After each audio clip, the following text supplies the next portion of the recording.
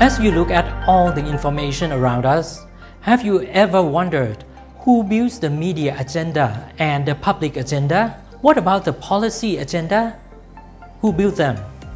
Also, if you are already familiar with agenda setting theory, you might be surprised that there is also agenda building theory. How is agenda building theory different from agenda setting theory? Answering your questions will be my agenda for today. Now, sit tight and let's go through it together.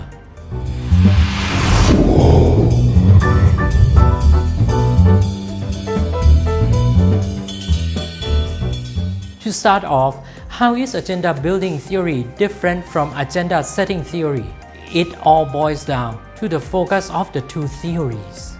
Agenda setting theory emphasizes the power of media in setting the public and policy agenda. However, the agenda building theory emphasizes the two-way relationship between the media and the society in building the public and policy agenda.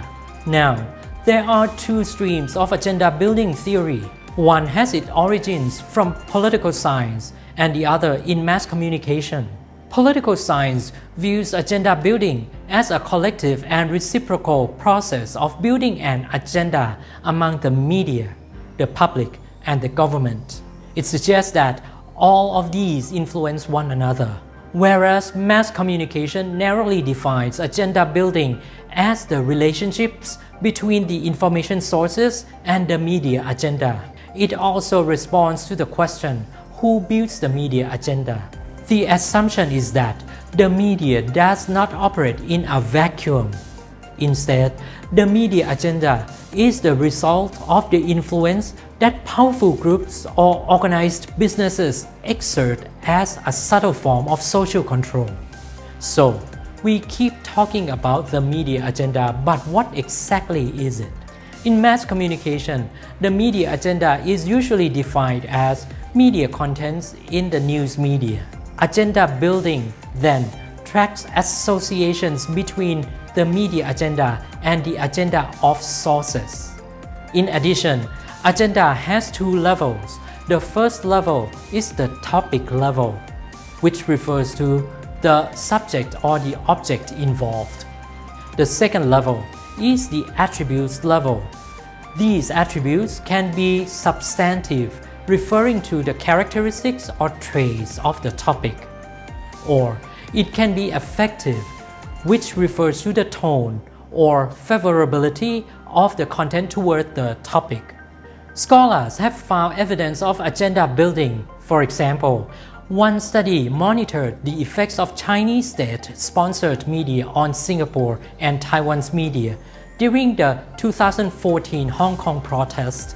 They found that the Chinese media's agenda-building effects were stronger in Singapore's news coverage than in Taiwan.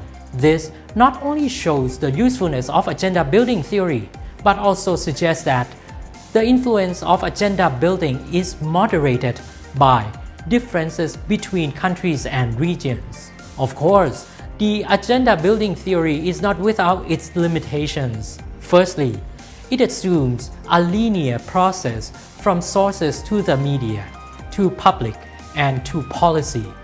However, in the real world, agendas are not built in a linear manner. Secondly, agenda-building research usually does not consider long-term effects. Unfortunately, their lagged effects are rarely investigated. Thirdly, the scope of the mass communication of the theory is too narrow. It confines the relationships between sources and the media without accounting for today's digitalized world. Organizations can, for example, directly reach to the public through online communication channels. As you can see, the mass communication version of agenda building theory is not enough to explain agenda building phenomena. As such, we usually call on the political science version of agenda building theory to deepen our understanding.